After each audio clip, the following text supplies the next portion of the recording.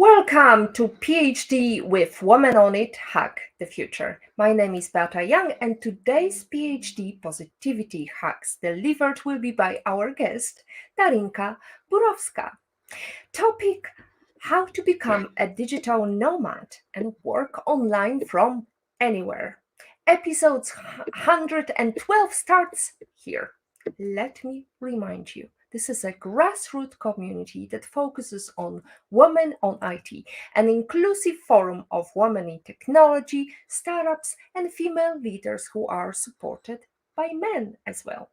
And I bring heart to that hustle because empathy is my mojo, and empathy is critical when you want to become a digital nomad.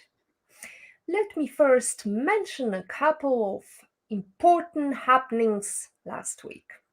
A round of applause to Dr. Alice Good from Faculty of Technology, University of Portsmouth for having a well-deserved recognition on being awarded as MBE in King Charles III first birthday honors list last week for her work founding support group Sunflower Sisters, a group where they support Ukrainian women and their families in moving to the UK practically and emotionally.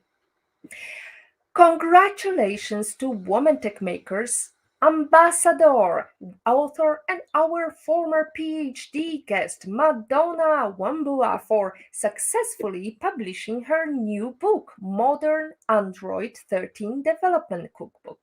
May you inspire more people. Keep shining, Madonna. Now let's go back to our topic, how to become a digital nomad and work online from anywhere. In the ever-evolving landscape of work, the digital nomad lifestyle has emerged as an intriguing option for those seeking location independence and the freedom to work anywhere in the world. We are thrilled to welcome back Darinka Burovska, our esteemed guest for the second time. Darinka, a product discovery and product management coach based in Berlin, is a Google WomanTechmaker Ambassador with a strong passion for diversity and women empowerment. She is also a mentor for product management and has mentored over 100 professionals to improve their skills and grow their careers in tech. Don't miss this opportunity to ask Darinka a question and have some insights view into the world of digital nomad done right. Let's go to the question, Darinka. Where are you calling from? I suspect it's not something that I would expect. I thought you're going to be in Berlin, but... Hi, Beta. This time I'm calling from Macedonia, my home country, where I'm originally coming from. And yeah, this is every time we speak or we have a call, I call from different country, and here this time it happens to be from Macedonia. So yeah. Beautiful, Macedonia. What city in Macedonia? Currently I'm in Skopje, the capital, but originally I come from a small town in the eastern part, which is referred to small Switzerland, called Berovo. Mhm. It's a mountainous place with beautiful mountains, beautiful lake, and it's becoming popular more and more recently. So a lot of tourists coming there. So yeah, if anyone looking for a remote location in the mountains, I can definitely recommend Berovo in Macedonia. There you go. Right now from Skopje, Darinka is going to tell us how to become digital nomad, whereas I'm calling from Toruń, the birthplace of Nicolaus Copernicus, in the middle of beautiful Polish countryside. Now, Darinka, you have joined us from different location the last time we spoke. You were joining us from Tokyo, I believe, right? That's correct. The last Positivity Hack Deliver episode was from Tokyo, and that was back in April. So because we had 7 hours difference back then, it was 1 a.m. But now I'm happy that we can have this episode and during a normal time at 6 p.m. Yep. Absolutely, and you don't have to long hours. I'm delighted to see you fresh as a daisy. Now, Darinka, what made you choose the form of living and working? Why did you decide to become a digital nomad? So that's the story goes into different from different angles. So I've always wanted to go on a longer travel, but because I was working full time in a company that a little bit complicated due to some company policies, due to some illegal laws of working, especially in Germany, where I originally live and work. And I was always postponing this nomad life or this long travel tour until I was super unhappy at my work, or maybe happy is not the right word, but I was super burnout. And then I decided, okay, I don't want this lifestyle anymore. I really want to do what I always wanted to do. And then I decided, okay, I really need to have a hard break and decide how I want to take my career further. And I said, okay, now since I don't have this constraint or full time work while company policies and legal laws, said now is the time to really do my long wish of going traveling abroad for a long time. And during the way, I still wasn't sure what exactly what I want to do. But on the way while traveling, while I start my travels in Bali, in Indonesia, then I discovered that okay, this is a great lifestyle because I met a lot of digital nomads in Bali, great co-working spaces. The environment for work was great. There are a lot of entrepreneurs, the big community, also startup accelerators that are supporting entrepreneurs. And then here my perspectives open that okay, this is a great lifestyle because you can combine what wherever you want to live in the world, you can explore different countries, you can explore different cultures. You can basically choose your preferred way of working, your preferred space, while actually working on your projects. And because I am a product manager, I work in tech companies. It's easier to work remote, so it's not a problem that you work only with your team via meeting virtually because everyone works remotely. And as long as you can manage your time zones, or the time zone doesn't isn't a problem, or your client and the company and your teammate are within the similar time zone, or you can somehow manage the time zones, it's basically the perfect and optimal working time and a working pace. So I believe this will become the future, and more freelancers, more and more full-time employees will become freelancers, and more companies will be open to this remote work. So yeah, I see this is the only way forward moving as a digital nomad traveling and working. Well, it's the benefit of working in technology. I believe it wouldn't be possible for some jobs. However, what was the conversation you had? Did you have to break the mold, or was it the chosen way of working from home due to COVID? So exactly, I think due to COVID, we were basically everyone, companies and employees were basically forced to work remote. So I think this is one way that opened the perspective for the managers, the companies, but also the employees. So everyone who before wasn't sure how remote work will work or how teams will work together or how they will collaborate, this was proven that we can still collaborate and work together, no matter the location, no matter if we meet in person or not, no matter if we go 5 days to office or not. So I think this was a great opener for everyone to understand and to realize the opportunities of remote work.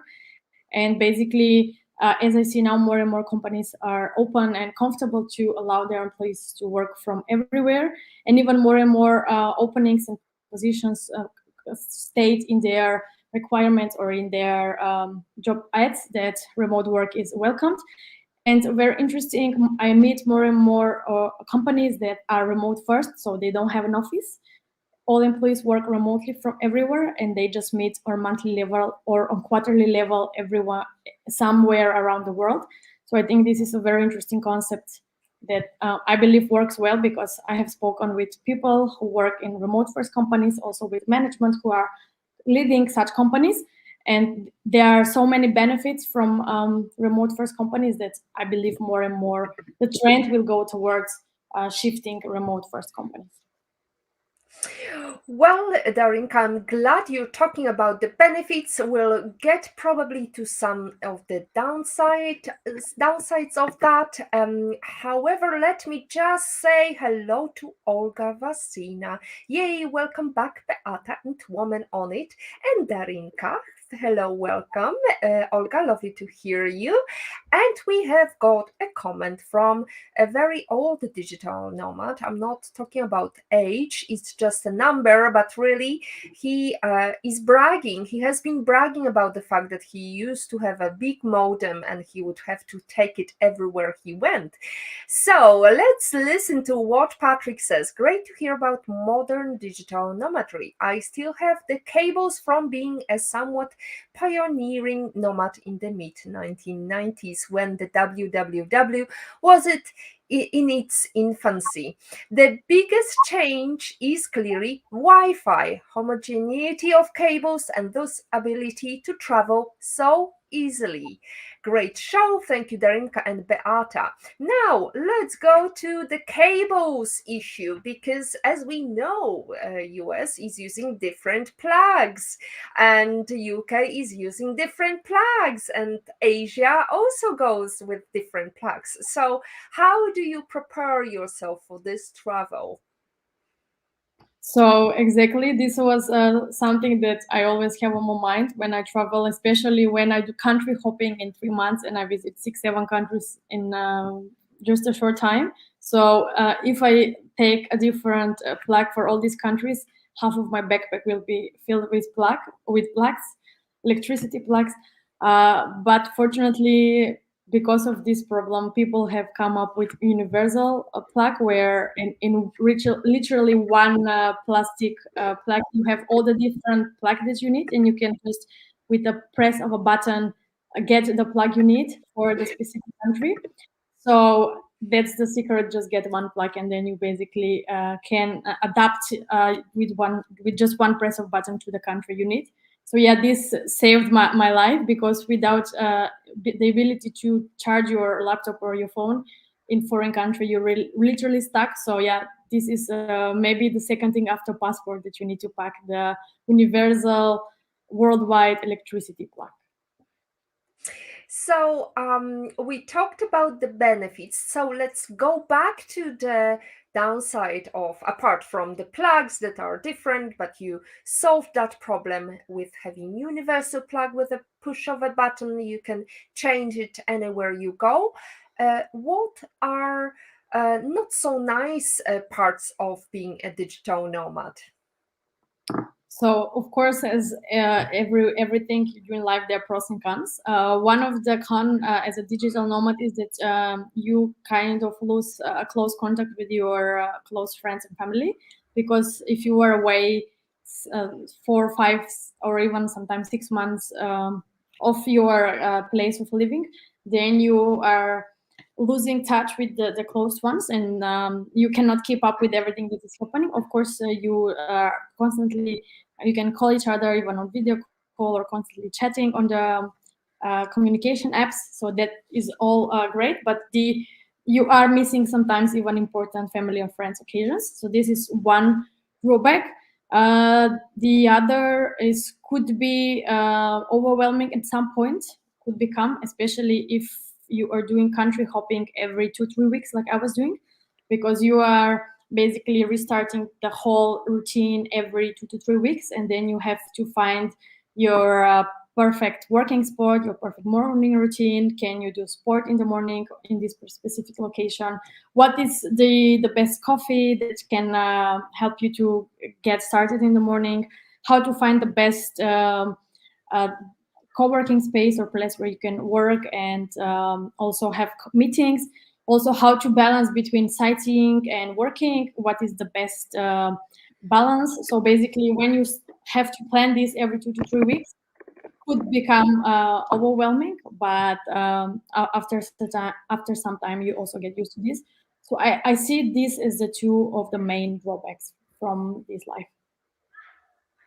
But it's not too difficult when you're young and you have Word as your oyster, and you definitely can learn and hoover the culture and learn the language, learn customs. So there's lots to explore, and also it helps to boost creativity because the change of environment is definitely doing something with our brain because it opens new possibilities, challenges our pattern. Now we have a couple of questions, Olga. Lovely to see you again. And before we go, let's say hello to Jamil. Jamil was definitely asking questions to Darinka when she was last here. Good to see Darinka on PhD again. Absolutely lovely to see you, Jamil, as well. I have not seen you here for a bit. Now, Olga Vasina is asking, Darinka, very interesting. What do you feel you need tech-wise as a digital nomad? Specifically, do you have a global data provider, dongle, box, phone, or do you prefer VoIP, WhatsApp, or to telephony, or have a cell mobile with roaming? That's a very important question, Olga. I have heard of a potential SIM card that could work globally or maybe on a specific area, for example, Europe or Asia-wise. But so far, I have not come up with this solution yet. I think this is still either proof of concept or still in ideation phase. So this would mean that I have had a SIM card in every different country I was going, because if you stay in one country for more than a week, so 2 to 3 weeks, as I was saying, you definitely need an internet because you want to be easily able to navigate and get all the information you need in the city. But also sometimes if the Wi-Fi is not stable, you want to have your cell phone as a backup option that you can get your own mobile data. So yes, the short answer is that you would need to get a SIM card in a different country. But the good thing about it is that it's very simple to get a SIM card. You just go either at the airport, they're selling SIM cards, or just in the nearest mobile shop, and you just describe for how long you're staying, how much data you need, and then you get the SIM card in no time. So it's very simple getting a new SIM card. And usually I prefer with for private communication apps like WhatsApp. When it comes to professional communication with my clients or with my teammates, we usually do it as same as normal, so either Zoom or Teams or any other conferencing tool. So I guess that doesn't change. It's same as everywhere. So basically, the only change is just that you need a SIM card in a different country when you travel. So, for a digital nomad working online and having access to technology, I guess 24/7, because allowing for the time difference, you still get some workers working when you're sleeping. Um, how much data do you reckon somebody should have for a month, month on month? So this would depend if someone would use the mobile phone for to basically connect the working laptop on, or just need it for sightseeing. But I would recommend for all digital nomads who most probably at least 30 to 50% of their time they would need to get their mobile data, because the Wi-Fi will not be working, especially in some countries in Asia. Then I would recommend that to go always on the safe side and get 10 giga for 1 month. This is like a guiding a guiding number that can help someone how much giga they need. So yeah, for 1 month it's 10 gigabytes. Okay. So 10 gig as a minimum. Did anything surprise you when you were purchasing data or SIM cards in foreign countries? So not in general. That there was only one surprise in South Korea, because they have very strict rules and regulations there for everything. and I was not allowed to purchase SIM card on the airport because I was supposed to register upfront with all my information, with my flight number. So basically, that they expect me as a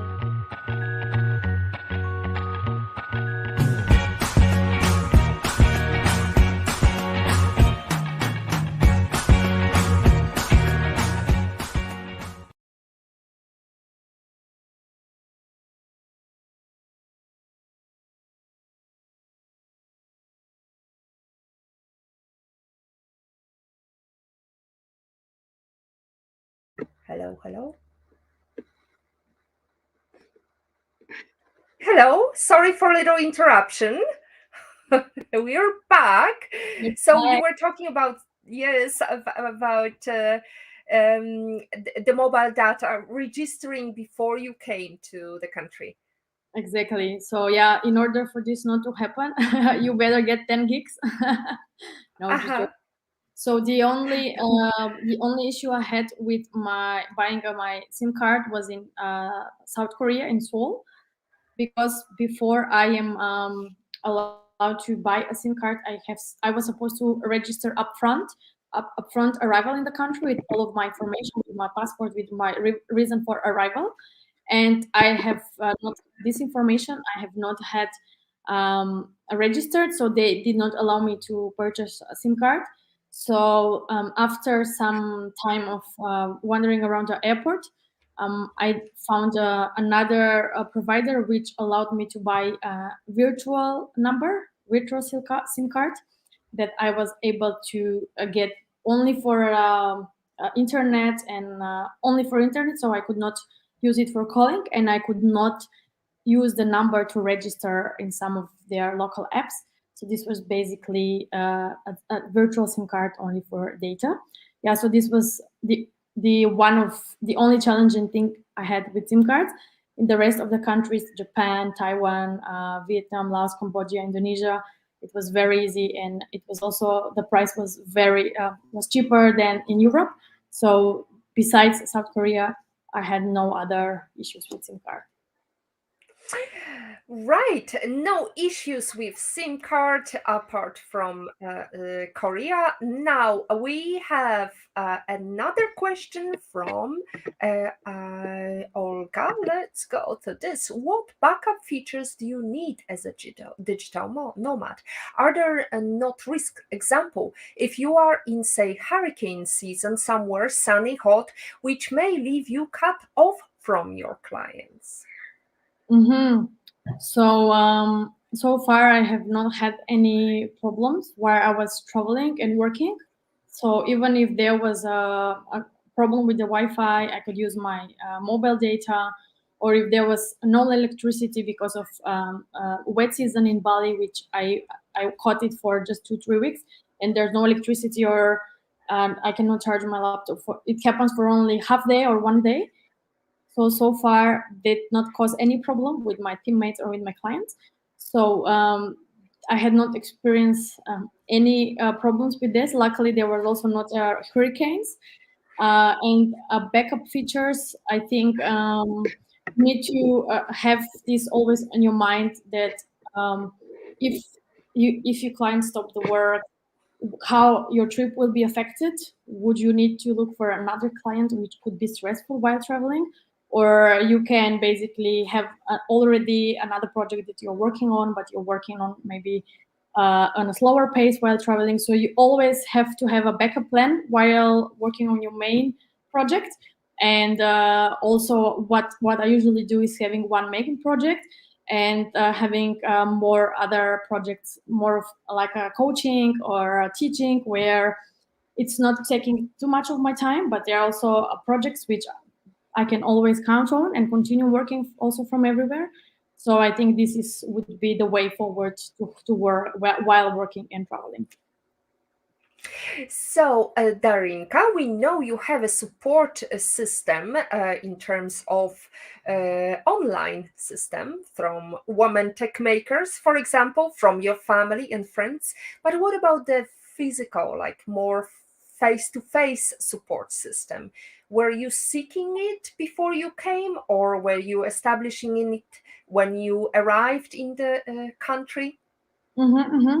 So this depends usually on the country itself and how long I'm staying. So if I'm staying longer than 2 weeks in the country, usually I join the community or Slack or Google Techmakers community or Google chapters upfront, and I reach out to people who are already in these locations where I'm staying. And also, I'm a part of a community of TopTal, which is a global freelance community for tech nomads, technical entrepreneurs. So I already reached in their communities and Slack channels for a specific country for everywhere in the world, because they are both global communities. So in both communities, I reach out either directly to people or in those channels and communities, and basically I share what I'm doing, how long I'm staying, exactly in which area I'm staying, which co-working space I plan to work, and then if somebody is already there, we already exchange contacts. I ask for advice, I ask for anything important I need to know upfront coming to the country, and then when I reach out there personally, it happens most of the time that I have already met someone in these communities, and that we already are I already am prepared for what is coming, or at least I have some information. And then once you are there in the space and in those co-working spaces or co-working cafes, because everyone is from somewhere traveling and working there, you immediately become part of the community, and then basically you have co-workers in person physically while there. Sounds very exciting, Darinka. I guess for somebody who's quite young, it can be exciting. But have you seen, or do you recommend being a digital nomad when you have a family, when you have young kids? This is a very interesting question, and I think it's a question which is ongoing topic. And the general public believes when you have young kids, you should not be digital nomad because it's so dangerous and so risky. But I was lucky to meet a lot of young parents on this digital nomad tour. Also going international flight. So when was my first when I started my second tour to Asia, to Bali in November, just behind me there was a young couple which their baby was just less than a year, 8 9 months. And I was so curious that I asked them where they're going, and they say they are going 1 month co-working in Thailand. And this flight was Berlin to Singapore, which was 13 hours with Scoot Airlines. So I was really surprised that they are young parents with this baby going in Thailand on even on this long flight. And then I also met some other digital nomads who basically decided that it's better for their family to live in winter in Bali instead of in cold Germany, because it's very cold, it's dark, and the kids have to stay inside. And basically meeting such examples of families going abroad and traveling for 13-hour flights with a baby really opened my mind and a perspective. Then when you really want this lifestyle, and when you enjoy exploring new countries, and when you enjoy warm weather in winter, then it's absolutely possible to do it with a newborn or with kids, as long as you, of course, are aware of the risks there, and you take precautions, and you are prepared and ready. I think you can, people can, and it's absolutely possible to do it with young kids as well. Fabulous to hear that. We are encouraging to try your digital nomad tour with children or without children, but definitely take precautions, prepare yourself. Now, we have a question about accommodation, and let's go to this question. Olga Vasina is asking, thank you, terrific answer. Do you Airbnb, hotel, hostel, or source accommodation other ways, Darinka? Great question, Olga. So because I am an absolute explorer, usually I want to try different types of accommodation as well. So my go-to is when I travel by myself, to go to either apartment for digital nomads, which is usually called co-living. Outside is one example where you outside.com, where you can live, co-live and co-work together with other digital nomads. And when you travel by yourself, that's I would totally recommend, because you meet other people who also travel by themselves and are digital nomads.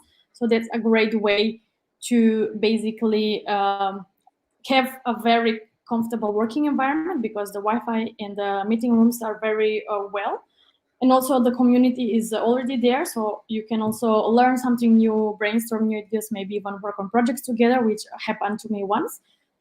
If I travel with some of my friends, which are most of them are also digital nomads, then if we are a bigger group, go for Airbnb, because we can rent a house or a villa, especially in Bali, and we can have a very comfortable stay.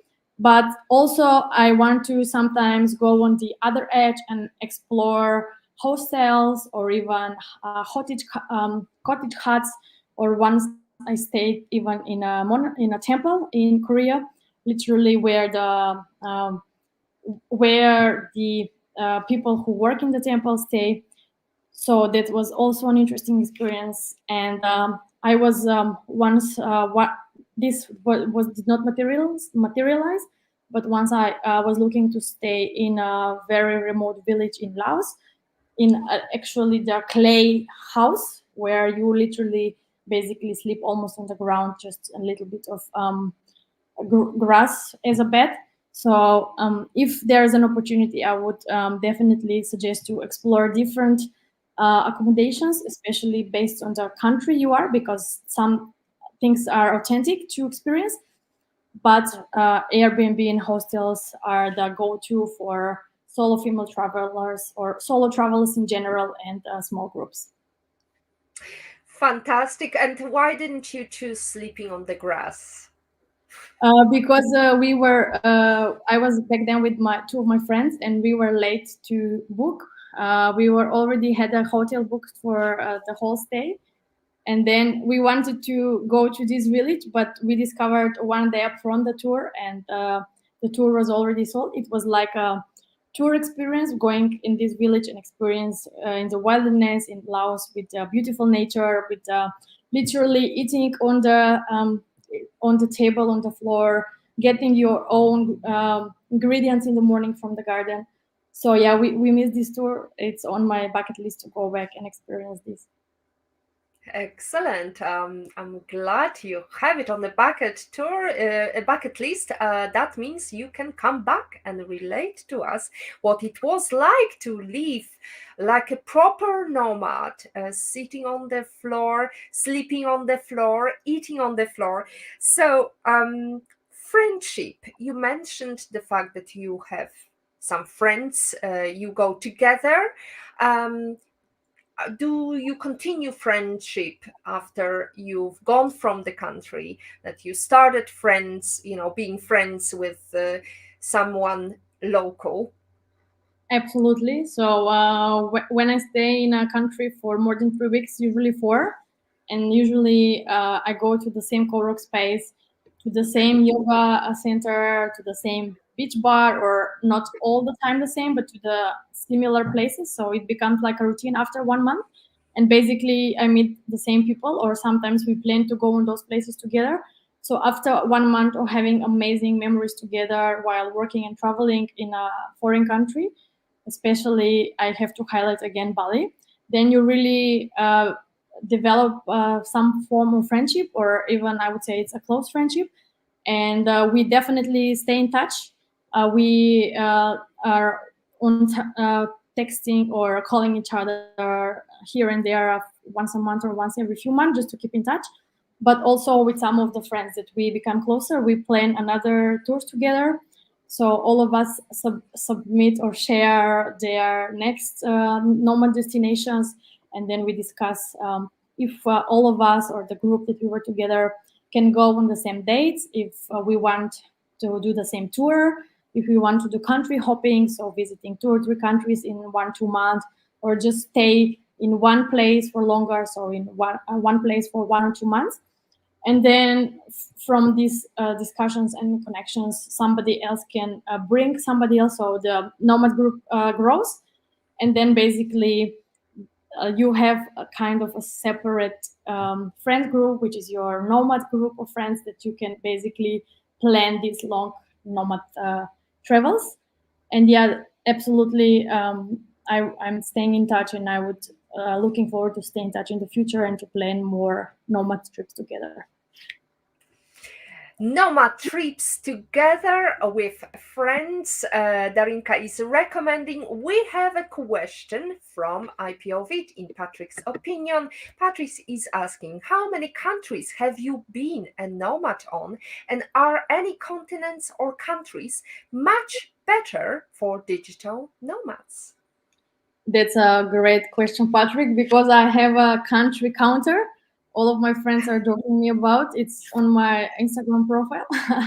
So I have been to 49 countries so far in my life, but I was a nomad for around 10 of them. Yeah, for around 10. I was nomad while working there, of which some of them I was a nomad for a short time, maybe 1 or 2 weeks.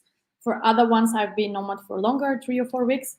But yeah, 10 countries as a nomad and 39 as a tourist, proper tourist. And which countries or continents are better? So I would say countries who have a very much advanced infrastructure, technology infrastructure, especially, and good Wi-Fi are better and more comfortable because you never need to worry about Wi-Fi.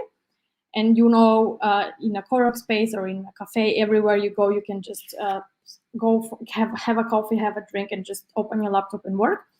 But in some countries like Laos or even some places in Vietnam, there's no Wi-Fi everywhere, and even if there's Wi-Fi, the Wi-Fi could not be great, so you cannot even have a video call.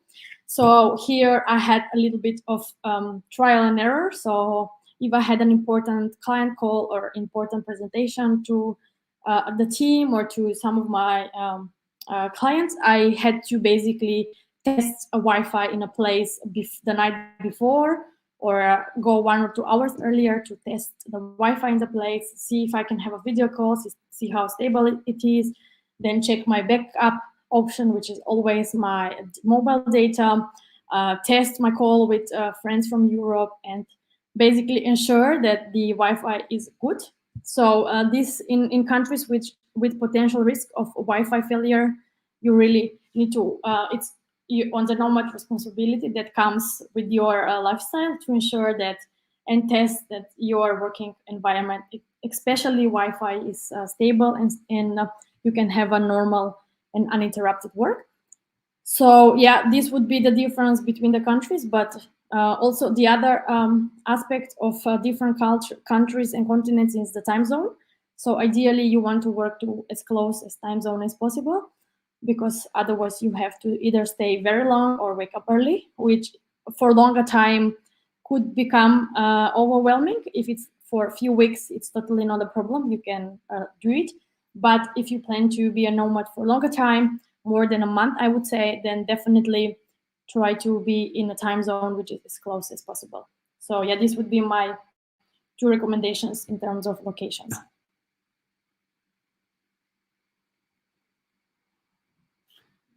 You're muted. I am mute. Let's play with it. It's unmuted now. So, I was just saying namaste.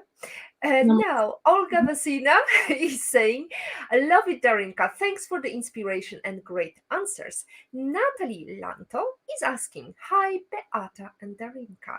What are some cost saving measures that digital nomads can implement to stretch their budget? Thanks, Natalie. This is a great question. I've been asked this a lot, especially because my friends keep asking me, did you win a lottery, or what happens? How can you afford to travel? And basically, when you actually have when you have your budget properly planned, and when you know your burn rate per month, you can basically be a comfortable nomad without needing a lottery to win a lottery. So basically, when you're nomad, you need to look at your 2 biggest expenses, which are flights and accommodation. So my go-to strategy for booking flights is to book them and plan them around 2 to 3 months in advance, because then the prices are the most optimal. And I don't book on the first result that comes to Google or the first result that I have on Skyscanner. I usually start to do my flight research for 3 to 4 months in advance, and then I start tracking the prices of the flights when I'm going. And also, if I do country hopping, so that is usually because the countries are close to each other and there are 2 hour flights, sometimes even 1 hour flights. Those flights are even they can be even less than 50 euro one way. So I am doing this flight research 4 months in advance, and then I track the prices. I also sometimes set alerts. Then when there's a change of this price for this destination in this month, please notify me of the apps that I'm using. And then after a few weeks of monitoring the prices, I already know the maximums and the minimums, or I already have an indication of the price. And then based on here, it can give me an idea around what is my flight budget. And usually when the flights are in a price comfortable for me to pay after this research, or when the price goes below some average, then is when I buy. And also once I buy, for example, this long flight, let's say Berlin to Indonesia or Berlin to anywhere in Asia, probably Singapore best destination, then I also book the flight. So once you optimize your flight budget, then the next biggest expense is accommodation. And for accommodation, the range, luckily, we have a very wide range of type of accommodation, which can allow us to have a very variant budget. So based on the budget, you can book, if the budget is smaller, you can book hostels. Sometimes they are really amazing and clean hostels that you share a room with 1 or 2 people, but sometimes they're hostels where you have your own room, like Hostel Selena or a co-living space outside, which are usually sometimes spacious and wide spaces. And also, if you want some a more normal private apartment, then you can check a different range of prices in Airbnb. And basically, if the budget is small, book maybe a room in an apartment or just a smaller apartment. So I think accommodation you can really navigate based on your budget. And also, I book around 2 months in advance because then the prices are usually the best. And also, if the budget is a concern, there is a couch surfing app where there are people around the globe who are willing to take digital nomads or travelers in general for free. So if you find a host in different locations on this Couchsurf app, basically you can stay for free for a few days, and then you can change the host or then go to a hostel. So they are the prices for accommodation varies, and you can, it's really not a stopper if the budget is maybe lower. So yeah, I would say once you have the biggest expenses organized and planned upfront, the rest basically cannot surprise you. And I would say these would be the two advices around managing budget. Fabulous advices. I would also add, apparently, if you use VPN, it's the prices may be even cheaper depending on from which location you're asking.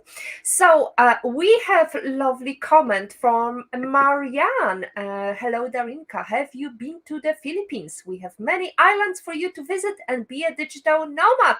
Marianne wants to meet with you clearly, maybe even offer you a couch surfing space. Mariana, have been to Philippines to Bantayan Island. I was diving there, but I would come back for diving absolutely. And yeah, be a digital nomad there. It's absolutely lovely in Philippines. Beautiful, excellent, Marianne. That's a date then. Olga Vasina is asking, how about banking? Do you have issues with banks, credit cards, PSP, etc., or any advice? What is best to use when you're a digital nomad? Great question, Olga. So normally, no questions with banking. I have a TransferWise, so international banking, and my card is a regular Visa from TransferWise, and it's a very simple to pay with card almost everywhere. So in some non so developed countries like maybe Laos or Vietnam or some places even in Bali, you're not allowed to pay with card. There are no the restaurant or the place itself doesn't have the machine to pay by card. In that case, you always have to have cash. And the general rule is to always have cash, especially when you're traveling to countries in Asia or even other continents. But to go back to the card issue, in general, if there's possibility to pay with card in the place where you are supposed to pay, you can pay with your standard Visa card. The only place where I could not always pay with card, or I had troubles even withdrawing cash from ATM, was South Korea again, because this international Visa card was not recognized in some of the machines, and also some local ATMs did not accept this card, so I had to only withdraw cash from international ATM. But this is, let's say, an isolated case in South Korea. The rest of the countries, I was having the ability to pay with card, or if countries like Laos and Vietnam and Cambodia, where not all places have card payment, then it was very easy to just withdraw from ATM and basically pay with cash. So in general, I did not have any issues with banking or cards. You just need to have in mind that and expect that you need to have cash with you at all time. Well, since we are talking about cash right now, I wonder any advice how to avoid pickpocketing. Yes, this was great. Luckily, I in 6 months in Asia, I did not have any problem with pickpocketing, or nothing was stolen, or nothing was lost. So I think in general, those countries are very safe, especially maybe for internationals who go there. I have not had um, any bad experience with this. Of course, you need to be careful to not go in very deserted areas or areas which look dodgy, because you don't know what could happen there. So I have not had any experience, bad experience with this, and I would just suggest or advise that if you are careful and you have your backpack closed, you don't have clear valuables exposed in a very feasible or very visible place, and you're just basically moving around our areas which are very public and very lighted if it's at night, then in Asia specifically where I was, it's absolutely safe, and for 6 months no issue with that. Now, a question about packing. You mentioned you've got your Instagram. You're like an influencer, I guess. First question: what's your Instagram? How can we find you? And the other question: how to pack for this kind of journey? Okay, I can send the Instagram in chat, so it can be Excellent. shared later. So it's Cool. underscore INNAO. So in my Excellent.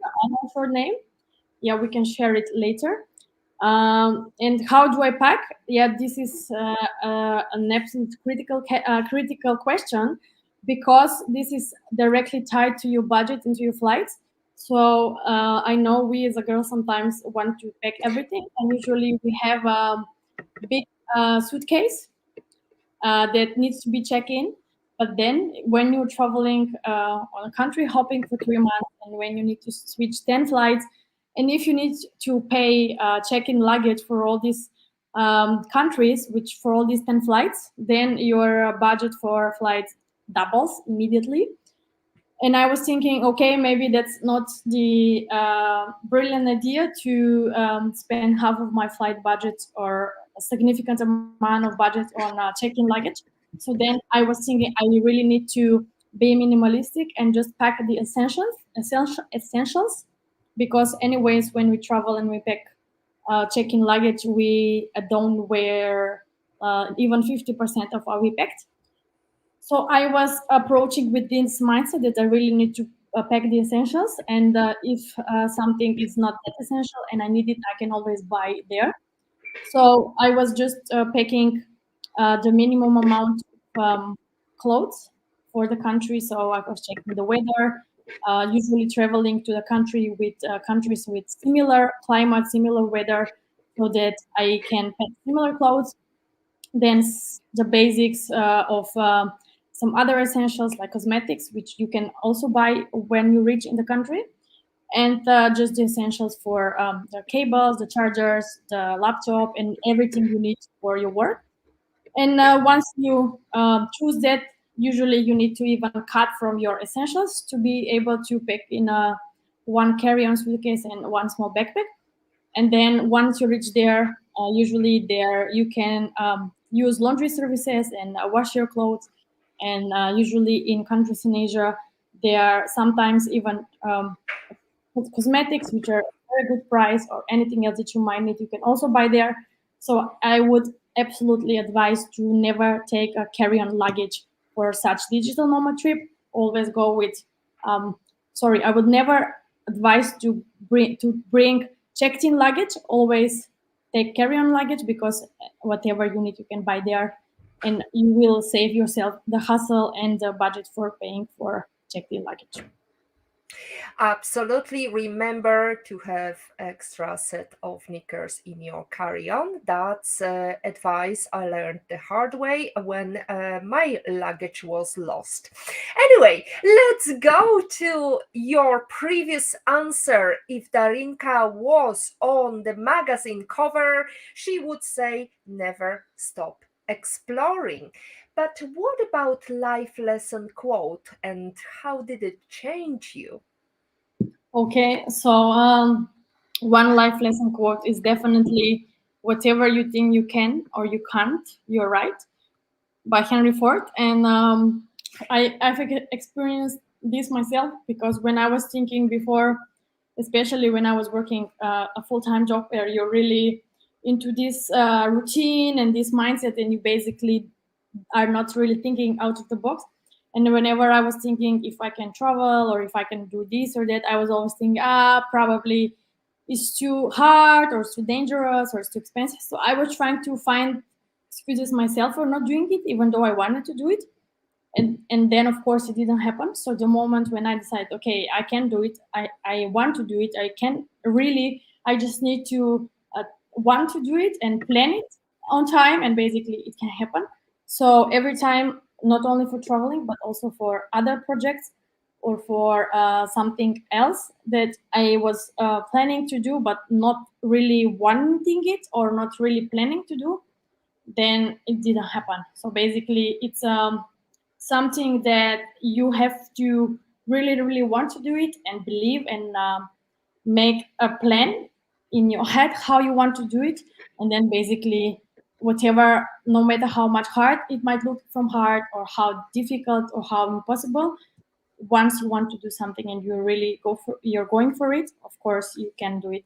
Yeah, this would be my life lesson. And now you mentioned we spoke about that before we joined this live stream, the burnout of digital nomad. Burnout is real, especially after lockdown. How did it happen for you, and how do you deal with burnout? Mm-hmm, mm-hmm. So yeah, it's good that you mentioned the lockdown and after the lockdown. So it happened for me that I was working a full-time job in a very dynamic environment, and also just coming from the lockdown and everything open. And I just switched to another job, another full-time job again, into a hyper growth company. When I joined, we just the company raised 70 million. Dollars Series B investment.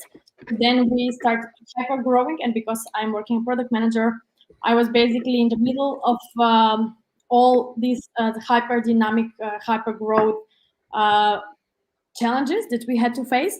And after a few months, I was not enjoying the work. My motivation was not as I would want to. I had difficulties to even sometimes focus on the meeting. So then I realized that, okay, maybe now this is a sign that I need to break my comfort zone, break my routine, and start something completely that might look scary and might look impossible. And basically I decided to start my tour without having a specific plan what I want to do next. And basically, on when I started my traveling, I then started to basically, because I was breaking my routine of waking up, going to your daily stand up, working, hustling, usually chasing fire, chasing stakeholders, trying to reach some very ambitious goals every day. And because this was a completely new routine for me, it was traveling, exploring, discovering some meditation techniques, discovering the uh, basically something new every day. It really helped me overcome and basically open my new perspectives and define what I want to do next. Now, let's go to Eleanor Roosevelt's quote: "Women are like tea bags. We don't know our true strength until we are in hot water." In life, how are you in hot water? How are you brewing, Darinka? This is a great analogy because I believe women, or not women, people in general, you only grow when you are in hot water. Which actually, when you think of a tea bag, it's actually also the same analogy. You grow in hot water.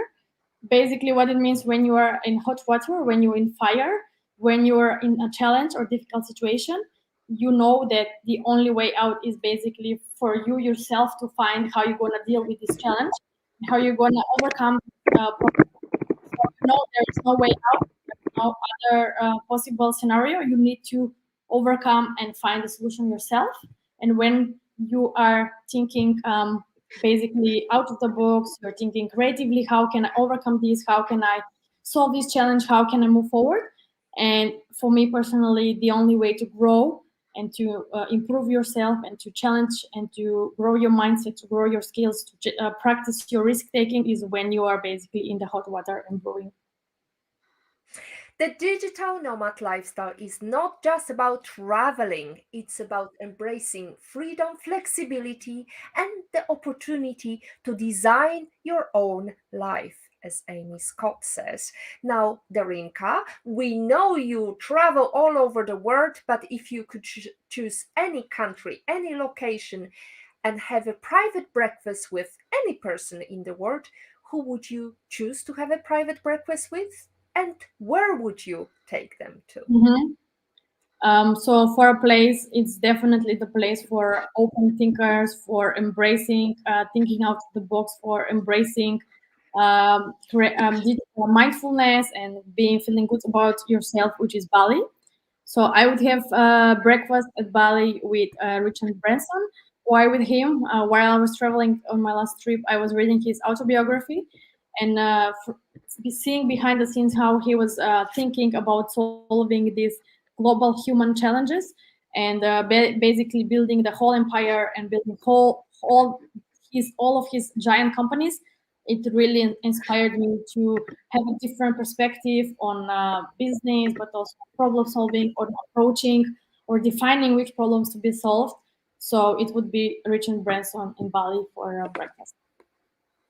Excellent. I'm sure Richard would take you on Virgin and maybe even out of space. Anyway, thank you very much, Darinka, for a lovely digital nomad how to 101. Uh, Thank you very much for comments from Olga, Patrick, Jamil, Natalie, and Marianne. And next week we are joining with Denise Conroy, and we are going to talk about building financial independence through financial literacy. Now, if you don't like something, change it. If you can't change it, change your attitude. So that's definitely the idea behind Maya Angelou and behind Darinka's idea of how to change the mindset. Go outside of your comfort zone. Today is your day to hack the future, hack the positivity you want. Thank you. Thank you.